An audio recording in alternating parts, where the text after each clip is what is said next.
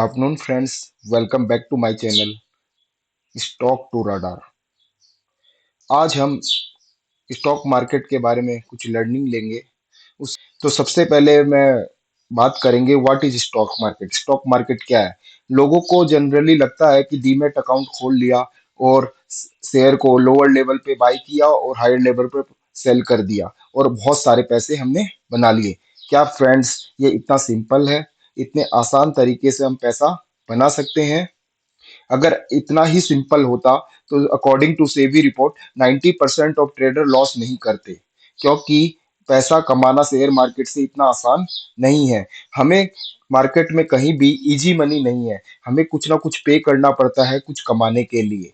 इसके लिए अगर ये इतना ही आसान होता तो डॉक्टर्स को 5 साल मेहनत करनी पड़ती है, तब जाके वो डॉक्टर की प्रैक्टिस कर पाता है। एक लॉयर 4 साल लॉ की डिग्री लेता है, उसके बाद वो प्रैक्टिस कर पाता है। तो ट्रेडिंग में भी कम से कम आपको 10,000 आवर किसी भी प्रोफेशनल को बनने के लिए। So a lot of hard work and practice required to be a professional. जब हम स्टार्ट करते हैं तो हम स्टॉक कैसे खरीदते हैं फ्रेंड्स? हम या तो किसी अपने रिलेटिव या फ्रेंड्स की सलाह पे कोई स्टॉक खरीदते हैं, या हम किसी टीवी न्यूज़पेपर में देख के स्टॉक खरीदते हैं।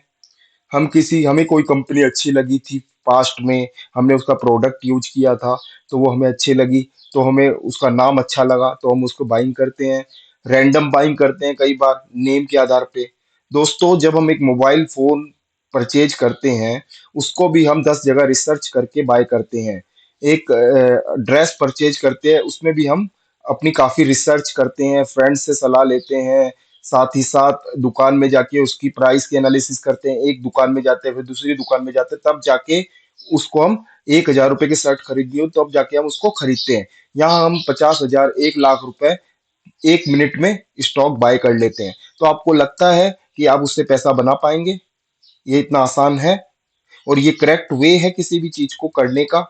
तो देखो दोस्तों, किसी भी चीज करने के लिए उसमें आपको स्टडी करनी पड़ेगी, उसके बारे में जानना पड़ेगा, तब जाके आप उस चीज को अच्छे से कर पाएंगे। तो दोस्तों, जो स्टॉक एनालिसिस है, किसी भी स्टॉक को बाय कई तरीकों से कर सकते हैं, पर बेसिकली जो दो तरीके होते हैं, जो वे दो वे होते हैं, एक होता है फंडामेंटल एनालिसिस, दूसरा है टेक्निकल एनालिसिस। तो इन दो तरीकों से बेसिकली जो है स्टॉक परचेज किए जाते हैं, शेयर परचेज किए जाते हैं। जो प्रोफेशनल्स होते हैं वो इन्हीं दो मेथड का यूज करते हैं किसी भी स्टॉक को बाय या सेल करने के लिए। तो दोस्तों, what is fundamental analysis? Fundamental analysis क्या है? फंडामेंटल एनालिसिस दोस्तों उन फैक्टर्स और डाटाओं का स्टडी करना है जो किसी भी कंपनी के प्राइस को इम्पैक्ट डाल सकते हैं इन फ्यूचर। तो क्या है दोस्तों वो फैक्टर्स? कंपनी की बैलेंस शीट है, कंपनी का प्रॉफिट एंड लॉस स्टेटमेंट है, कंपनी की अर्निंग ग्रोथ है, कैश फ्लो है, मैनेजमेंट का प्रोग्रेस है, प्रोडक्ट की सेल है, इंडस्ट्री की प्रोग्रेस है कि कंपनी किस इंडस्ट्री से संबंध रखती है, उसका प्रोडक्ट कैसा चल रहा है मार्केट के अंदर। तो इन सब फैक्टर्स को जब एनालिसिस किया जाता है तो एक इंट्रिंसिक वैल्यू निकाली जाती है उस स्टॉक की, और फिर हम बताते हैं कि वो अंडर वैल्यू है, फेयर वैल्यू है या ओवर वैल्यू है। इसके अंदर बहुत सारे रेशोज और फैक्टर होते हैं जो आने वाले वीडियोज में हम पढ़ेंगे। दूसरा मेथड है टेक्निकल एनालिसिस।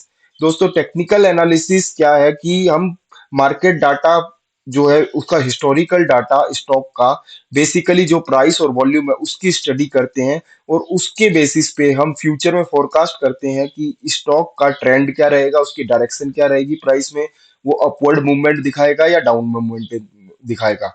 इस एनालिसिस में हम पास्ट परफॉर्मेंस का जो स्टॉक का है उसको हम स्टडी करते हैं। यहाँ पे कुछ लोग कहेंगे कि पास्ट डाटा को देख के हम कैसे बता सकते हैं कि फ्यूचर में क्या होगा क्या नहीं। जैसे कि अपना मौसम विज्ञान है, वेदर साइंस, उसके अंदर भी हम क्या है, पास्ट के अंदर क्या क्या फैक्टर रहे थे, कितना मॉइस्चर रहा था, कितना ह्यूमिडिटी रही थी, कितना हीट रहा था, उसके आधार पर हम पता करते हैं कि आने वाले समय में साइंटिफिक वे से कि भाई वहां बारिश हो सकती है नहीं हो सकती, वहां कितनी गर्मी पड़ेगी, वहां आर्द्रता कितनी रहेगी। इसी प्रकार से दोस्तों टेक्निकल एनालिसिस के अंदर भी हम पास्ट डाटा का स्टडी करते हैं कि पास्ट में ये पैटर्न बना था तो उसके बाद स्टॉक की संभावना की प्रोबेबिलिटी क्या थी। तो ये टेक्निकल एनालिसिस भी एक प्रोबेबिलिटी बताता है कि फ्यूचर में प्राइस के अपवर्ड जाने की प्रोबेबिलिटी कितनी है और डाउनवर्ड जाने की प्रोबेबिलिटी कितनी है। इसमें हम बहुत सारे फैक्टर्स की स्टडी करते हैं, जैसे कि price pattern, support, resistance, candle stick pattern, moving average, और भी बहुत सारे इंडिकेटर है जो आने वाले समय में हम फ्यूचर में पढ़ेंगे। एक और एनालिसिस जो आजकल यूज हो रही है वो हाइब्रिड एनालिसिस। इसके अंदर कॉम्बिनेशन है फंडामेंटल एनालिसिस और टेक्निकल एनालिसिस का।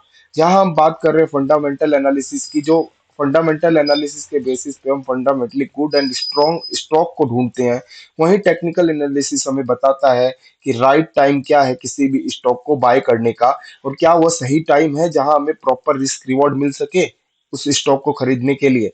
तो फ्यूचर में हम इनके बारे में और डिटेल से जानेंगे। Thank you friends.